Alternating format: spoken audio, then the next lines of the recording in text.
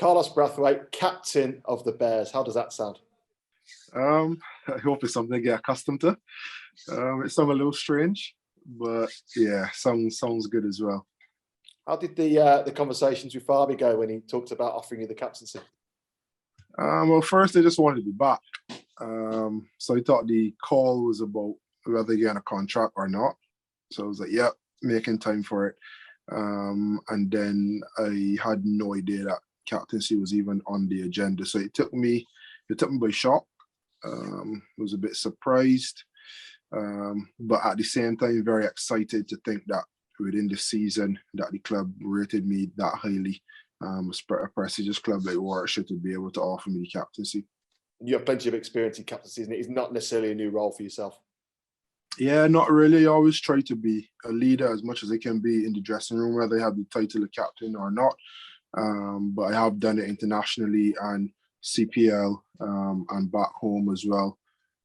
So it's not new.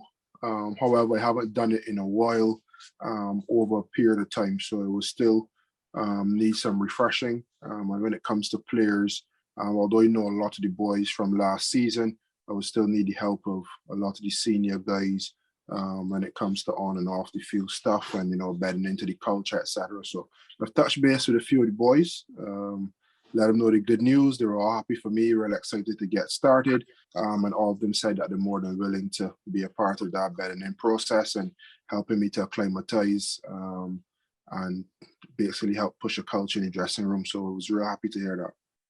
And on the field, will your captaincy resemble you as a player?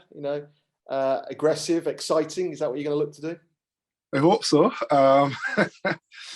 Yeah, ideally you want to win. So whatever you have to do from game to game to win, I'd want to do. But I prefer us to always take the positive option.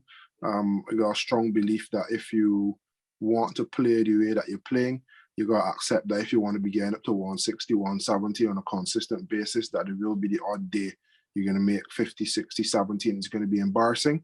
But if you create a culture that everyone understands their role and plays the role to the best of their ability, then that is understood within the dressing room and we don't let that knock us off our process. So I love to be having 2 and 3 slips, a short leg and all that sort of stuff. But sometimes the positive option may also be getting the in batter off strike and then attacking the guy at the non-strikers end. So I try to be as smart as I possibly can and use all my experience in cricket smart to try to get results. But ultimately it's results that the fans and the members want. So that's why I'll try to get them as much and as best as I can. A quick word on Will Rhodes. He was captain last year. He's club captain with all the red ball and the Royal London One Day Cup as well. What an excellent job he did last year. How much did you enjoy playing with him and how important is he going to be for the squad next year? Yeah, I gave him a call before he made the decision and just let him know it was offered and if I can get his blessing. And he let me know that, he was fully in support of my appointment. And looking back to last season, he was really good for me, came in. Obviously, club captain is a big role. So for me, having to meet the club captain, it was a bit like, you don't know how you're going to be taken or whatever. And he was just real welcoming, real easygoing. And you can hear in a lot of his interviews after games, it's just yeah, not too high, not too low. And I think that was really important for the group. We didn't go all the way in T20s, unfortunately, but the job that he did in 4-day cricket is a testament to how much of a good leader he is. And I mean, he's led the club now to 2 trophies last year. And I think once you get that bit of winning spirit and winning momentum is something you crave. So as a skipper of the club, he'll want more of that.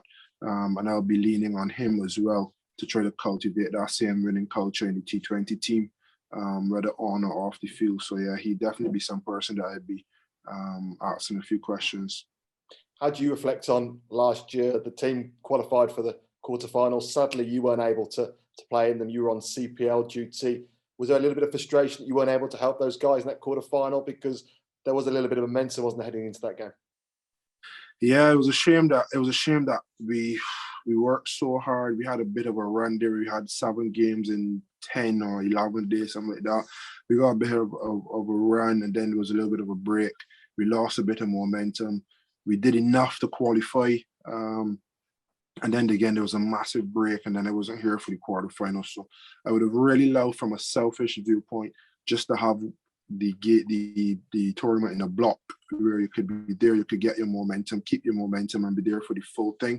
It wasn't a guarantee that if I was there, we would have qualified either. I think all the guys that were available and made the effort did as well as they can. And I don't know if on my day I could have helped or hampered, but just wanting to be able to be there and be a part of it. Remember us waiting on the grounds at Edgbaston, waiting to see if we'd qualify, spending that time with the families and just having a nice little bit of a drink, some music, some conversation. So then to have to go away from that and not be able to share in what was a momentous occasion to qualify, and then potentially have a finals day at home. Yeah, it was heart-wrenching. Myself and Kyle Mears, we were following and messaging each other, watching the game as best as we could. So it was tough. Hopefully this year it's in a block and it could be there for everything. And it could lead the team to finals day and hopefully the trophy. Yeah, that was my next question, because the schedule is more suited to the block format. You are available to reach finals day if we can. That is obviously a clear goal for you, isn't it? Because you know the quality within the squad. Yeah, last year we had this thing amongst me and a few of the boys where we talk about rocking the Hollies stand, and we did it a couple of times. We weren't as clinical as we wanted to be at home. That came in that bit of a period where we didn't have much momentum. They had the test match, and then we played once, then we were off for a bit.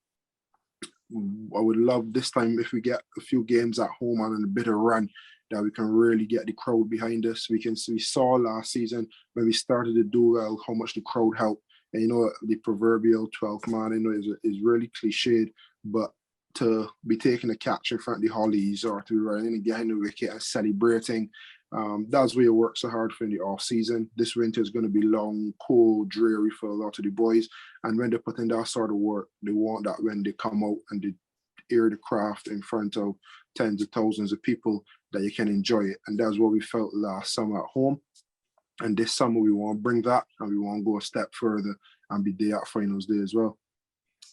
Before your arrival, are you planning on any new celebrations? Because your wicket celebration went down a treat with the fans, but a couple of celebrations that the players carried on over after you left as well. So have you got anything in the line regarding that? Nothing yet.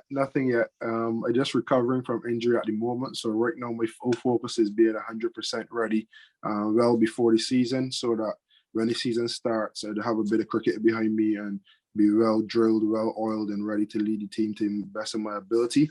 To be honest, celebrations happen a lot on the fly. But if I could get Lami's celebration in, that would be amazing. And finally, you mentioned Sal, they're getting some games under your belt. What does your schedule look like now before you come back to Birmingham and you play for the Bears? So I was scheduled to go a Big Bash, but I had to have shoulder surgery. So I've had to pull out of Big Bash because of that. So I spent my winter rehabbing in England, hopefully be up to Edgbaston with the boys, get some rehab, get some training in as best as I can then. And then hopefully the second 11 provides me opportunity to get some cricket under my belt. And then if there's any other tournaments in the UAE or any other place that I can get some cricket in, then that would be ideal. But at the moment, I don't want to put a timeline on it, because that's when it gets depressing. When you miss that 13-week or 12-week viewpoint, and then you're not exactly where you want to be, or you're not doing what you thought you would be. So for right now, it's just going as hard as I can rehab-wise. I'll then get to the strengthening phase, then batting, then bowling, and then just want to take it sequence by sequence, tick off each box, and then when they're ready to play, be able to give it 100%.